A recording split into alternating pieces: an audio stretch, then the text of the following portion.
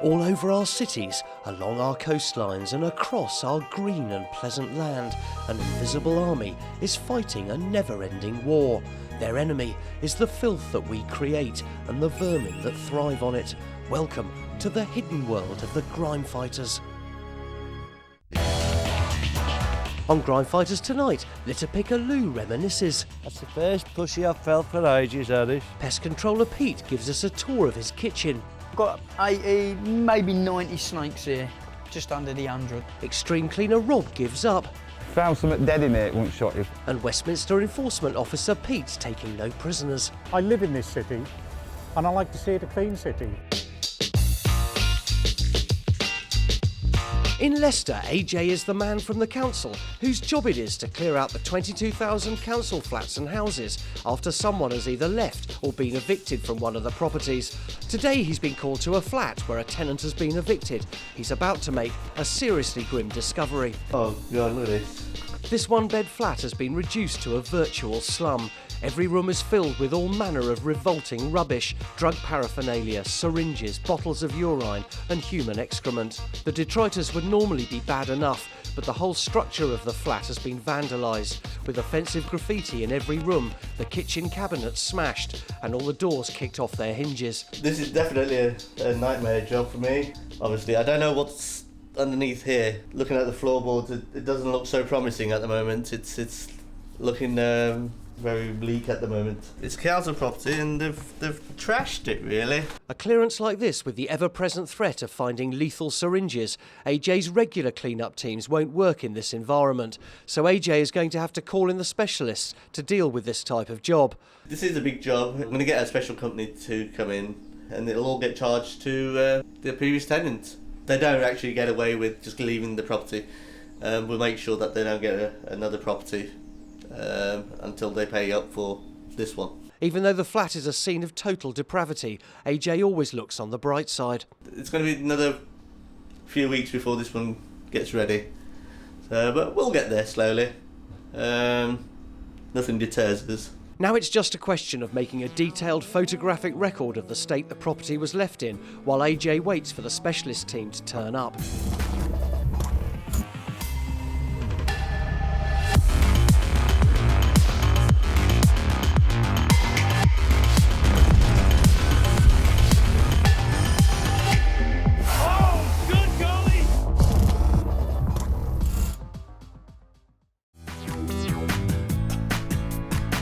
In Dagenham, East London, Pete, the council's pest controller, is starting yet another shift, dealing with the borough's unwelcome guests.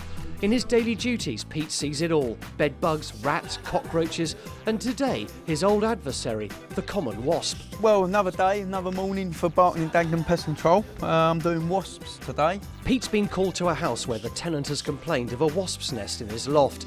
In this confined environment, the chances of getting stung are even greater than normal. It's a bit of a dull day, which is quite a good day for me to do wasps. So they're going to be a bit more dormant inside. If they're inside the loft, I'll be able to handle them a bit better and not, hopefully not get stung. In a loft situation, Pete can't just take a chance and go in immediately to confront the wasps. So he first sprays the outside of the property with a chemical that calms the wasps down. Then he can more confidently get up into the loft and check out the lie of the land and make a plan of attack. The nest is quickly identified, beautifully constructed under an eave. Pete tries to keep the use of light to a minimum when dealing with the wasps in lofts, as the insects are attracted to light sources and will go for the bright lights if they're threatened. The torch will be set on the wasp nest there, and I'll be working, say, somewhere here. So that way, if anything does go wrong, the wasps and all that will go to the torch, to the light, and not to me, hopefully, and that's my escape of getting out if it does get a bit bad. I have been in a couple of situations where I've been in a loft and the owner said, "You all right up there?" and actually turned the loft light on, and I was literally covered with a load of wasps all over me with my suit on. Luckily that day I never got stung once, but I must have had about a good 50-60 wasps on me. But as Pete recovers the torch, something else is suddenly attracted to the light. Bloody hell, that's an hornet. I'll turn that light off, Steve. Really? Yeah, we're going to get stung, and that's an hornet. In Leicester, AJ's specialist clean-up team have arrived to deal with the revolting flat, so AJ eases them into the job. Oh, horrendous place up there. I tell you what, it's It stinks up there, really is really bad. There's a few needles up there, but obviously we don't know how many we're going to find, so do be careful. But yeah, it's a bad one. Even though the boys are expecting the worst, on first impressions the reality doesn't get any better. Not again. Right mess. Well, this is why you come work in the morning, isn't it? Dave's seen all this before, but the one thing that doesn't get any better is the frustration. You see yourself and all your friends, how they live and everything, you think, oh yeah, you know what I mean, everyone lives like that, tidy and everything, and then you find places like this that, how can people live in this? People who leave the houses like this just, I mean, don't deserve an house. Might as well be homeless on the streets. But for the boys, what keeps them going is the satisfaction it gives them when the job's done. You know, when you see something like this and then a couple of days later you see the finished product, you think to yourself, you know, you've done yourself proud. It's just a shame that people can get like this, and then you think to yourself, after we've done all this, is somebody else going to come back in here and do the same again? Aside from clearing all the rubbish, the vital thing as always is the disposal of the needles, which in these situations could have the potential of carrying serious diseases. The main priority is the needles, obviously, because they've injected themselves. They don't know what they've got, AIDS, HIV, anything like that. The needles are in the obvious places where obviously they've been sitting and just either injecting themselves with heroin. It could be anywhere, like stabbing out of anywhere, so you've just got to be really careful. Once the flat is free of needles, then the big clean-up can begin. In Wolverhampton, the city's proudest litter pickers, Lou and his partner Dave, are starting their daily rounds, but unusually losing a bit of a grump. We're here again. Different day, same old beer cans in the street. People just chuck them out of cars. I just can't work out at times why they just don't pick them up and chuck them in their bin at home. Whatever it is, we've picked it up. We've got the cans, we've got the bags, we'll chuck it away. Tin over there, David, don't be frightened to pick it up. Here, I'll get it while you're doing nothing. But luckily, there's always something to lighten Lou's mood. That's the first pussy I've felt for ages, Harris. It's also one of the few cats he's seen that Lou hasn't recently scraped off the road. I love animals, you know that. We don't want him in the freezer at Colwell Street, do we? He's too nice. So now Lou's back on track. Time to get to grips with a small hedgerow. How the hell has that got there? Look at that. It's a wine bottle, that is. Lambruschi, I think it is. Oh, no. Who put that in there? You'll never believe this. Look at that. Dinosaur bones. Look at that. Hold your foot up. Let's see if it's one of yours. No. It ain't one of yours, is it? Chuck it in the bag, eh? With Lou back on form, let's hope the rest of the shift continues to be so enjoyable. In Dagenham, Pest Controller Pete has togged up to face the wasp's nest in the loft. After seeing loads of wasps and what he thought was a hornet, he's taking no chances. I've got my suit before I enter because I'll get too hot, and my gloves. I've got my torch already in there. I'm ready to go and find it. On getting up into the loft again, fortunately there's no sign of the hornet, so Pete's ready to do his worst on the nest, but he feels strangely sorry for the occupants. When I actually remove their nest and show you the structure, it's just unbelievable, all the time and effort they've done for me to come along and kill them. After his diligent planning, it's a quick job to spray the nest with insecticide and hopefully kill all the wasps. He can now remove the nest from the eaves. Back outside, the intricacy of the nest is a wonder to behold. To actually build something like that with that diameter all the way through the nest is unbelievable. How they do it, I don't know. If I actually bend it slowly, you can actually see the actual wasps where they've grown from the grubs. You can see them all lined up from like the grubs and forming to the wasp, which then turns out, if I take this one out carefully, is what you end up with for next year.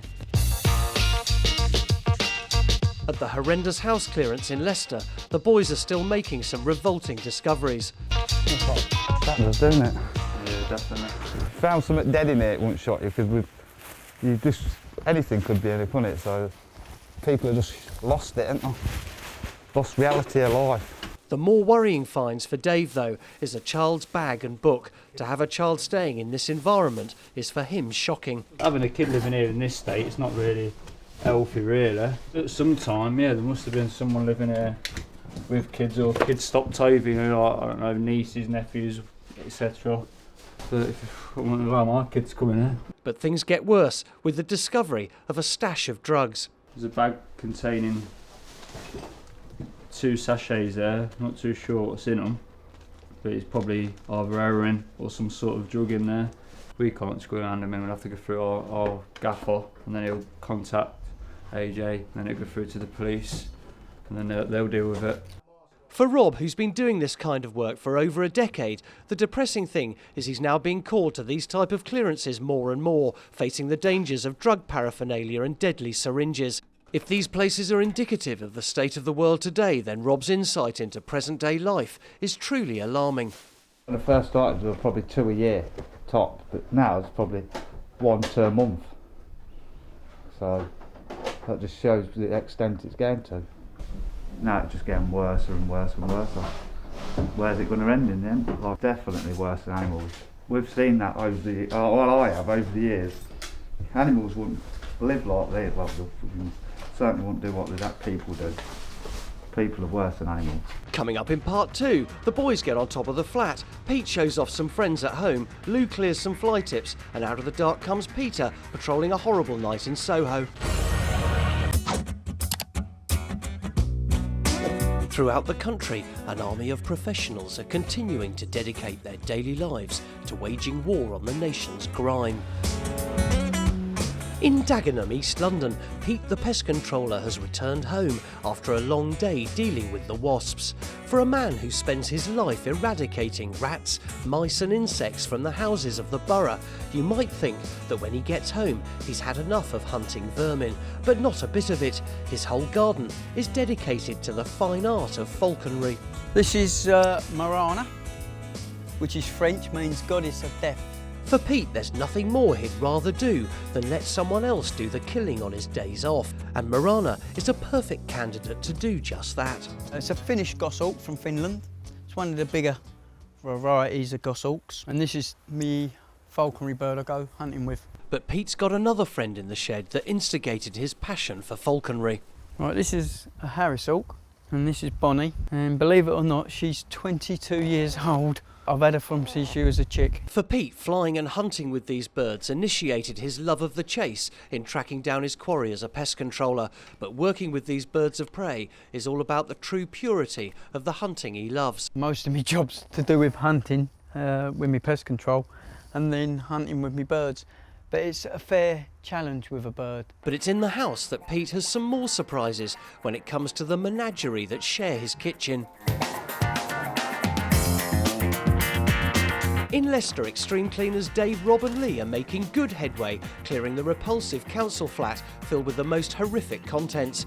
Even though they've been here most of the day, they're still finding the odd nasty surprise. In a cup, what were on the shelf? I must be saving it for some reason. But working in this environment, dealing with the ex-tenants' flagrant disregard and abuse to both themselves and the council's property, it's starting to anger Dave. People that just like are given this sort of thing on benefits and then they just live like this. I mean, it does dishearten you a bit because you think to yourself, yeah, I'll work all day, and these just sit on their arse all day and just make it look like a tip. The boys' main problem before they could blitz the room was the needles littering the property, but after meticulous searching, they've recovered all that are visible. Time now to start shifting the big stuff. The main problem is extricating the sofa, but some of the furniture has to stay where it is because the tenants have 28 days to come back, be let in and claim their valuables, as their eviction was immediate. For Dave, though, he feels otherwise. Personally, yeah, I do. I think everything in the place should just be gutted out, nothing in it, just walls and floors for the council to refurb, put refurnishing in it, everything for the next tenant. I don't think the tenant who used to live here should be set foot back in this place. At the end of the day, they've left it like this, that's it. They shouldn't be allowed back in. The huge number of needles and the sheer devastation has slowed the boys down. So at the end of the first day, they've only cleared the sitting room. The rest of the flat will take them over a week to clean before AJ can come in and start to measure up to redecorate the place and put it back on the market. Let's just hope the new tenant will appreciate everyone's hard work. In Wolverhampton, litter picker Lou and his partner Dave have brightened up their daily routine with the discovery of a little fly tip. Oh, here we go again. David, Bit of a fly tip over here. Let's see what we got here. Ho! It's only a Mona Lisa. Well, almost. The island cows, a few snails on it. That'd be a nice picture, that would. David, do you want this picture to take home? No. Why not? To look lovely in your front room. You don't want it? No. OK then, I'll chuck it in the van. You've had your chance, right? All this furniture I find for David and he doesn't want none of it. I can't understand why not. It's took us 5-10 minutes to clean that bit of a rubbish up. How long would it took the person that dumped it there to put it in the bin? Same amount of time. All that's left to do now is to give the area a good sweep, and that includes the slugs. Thrushes survive on slugs. Look at them, thousands in the trees. We'll never get rid of slugs, will we? They've got to have somewhere to live. Do you have any in London? I bet you do. To finish Lou and Dave's shift, they've given themselves a treat to head down to a more picturesque part of the city, the local park. It's great to even briefly get away from the normal fare doled out by the more beleaguered parts of the city. Obviously, we've got the rough areas that need cleaning regular, and you've got nice parts as well. It's a pleasure always to come here. Obviously, people are very tidy, clean round here. So you only get the odd bits of rubbish, which is very nice. Lou has his own ideas on why places like this are so clean. If you see no litter, you tend not to drop any litter. I think it's psychological at times. If you're here and you see nothing, you think, oh, I'm not going to drop any litter there. It's lovely and clean. We'll plop it in the bin. But as Lou and Dave go about their business, basking in the evening sunshine, one thing's for sure, tomorrow they'll be back to the grind, tackling the worst Wolverhampton can throw at them. After the revelation of what's living at the bottom of his garden, Pete, Dagenham Council's pest controller, has a few more surprises in his kitchen. I've got 80, maybe 90 snakes here, just under the 100. Apart from the plethora of snakes, Pete also shares his kitchen with a few lizards and a dustbin full of crickets. Pete has always been passionate about his slithery friends, but he's a bit nonplussed as to why. There's something about snakes, I don't know what it is, but if you ask someone, why do you keep snakes? I don't think they can really give you a true answer, because I think they're just fascinating, but they don't do nothing. There they are, sitting in there, just sitting in the box, doing nothing.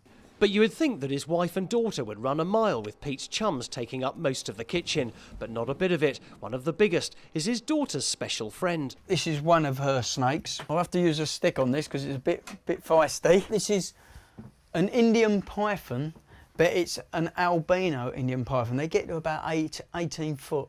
And this one's only like 4 or 5 foot. But just ease her out slowly. I mean, that's coming really on lovely, that is now, that snake. And this is her snake. This is her little baby. Pete's had a long career in all manner of work, from lorry driving to being a keeper at London Zoo. But for him, pest control is absolutely his dream job. I've been doing it about 2 years coming up now, pest control. And basically, it is a job for me. That is me, pest control. There's a lot of good comes out in pest control. You help a lot of people, you get a lot of rewards. So yeah, I think I'll be doing pest control for the rest of my life, I think, now. Policing the London's West End against illegally dumped rubbish is a career for individuals who have resilience, tenacity and a meticulous no-nonsense approach. During the day, Jarno has consistently exercised a zero-tolerance stance towards the illegal dumpers. But if one thought he was obsessive, out of the rain-soaked darkness, starting the night shift, Pete takes over the reins to make sure everyone is adhering exactly to the letter of the law. Yes, thank you, Control. I'll take over from here. I'll now be Control for the night service, over. From 10 p.m. to 6 a.m. most nights, Pete is in control of all the waste enforcement and collection in London's West End. So as well as his own duties, he's in communication with all the other operatives on the ground. But while digging around in a bag full of condoms from a massage parlour, being in touch with everyone can have its downside. Apparently what was happening in my earpiece was interfering, and they could hear me on the airwaves talking about massage parlours. God dear. Never mind. Never mind. Onward and upward. In doing his job, Pete's main weapon to clear away rubbish and slip hazards are his shoes. He gets through some 6 pairs a year, but his shoes won't even make a dent in this load of bags. Even though the company has put out the rubbish on time, passers-by have added to the pile and the unsuspecting company could get the blame. I'd like to see it a bit neater, stacked against the wall. It looks as though it's just been thrown on, but you can see there's bits of cardboard in between in this box here. And I found some evidence in the box to say where it's come from. The whole thing about it is the business has a duty of care to make sure the waste doesn't escape, and they're supposed to put it out tidy.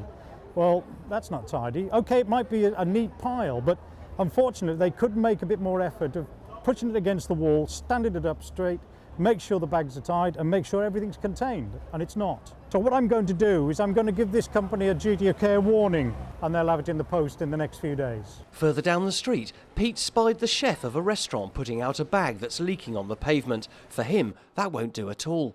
Hello, this is Westminster City Council. The chef has just brought out a bag of waste. That's right. Can I have a quick word with you about it?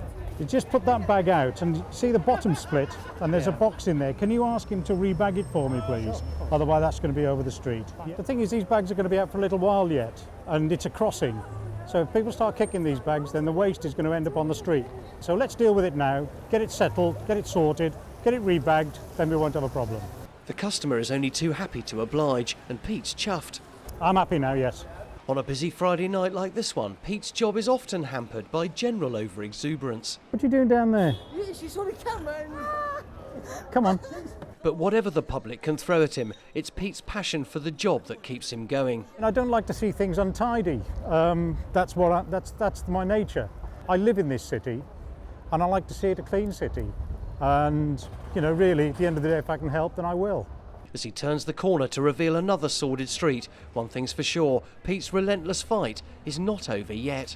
Oh dear. Since the filming of the show, after some 2 weeks of hard work by the boys, AJ has successfully re-let the horrendous needle-infested council flat.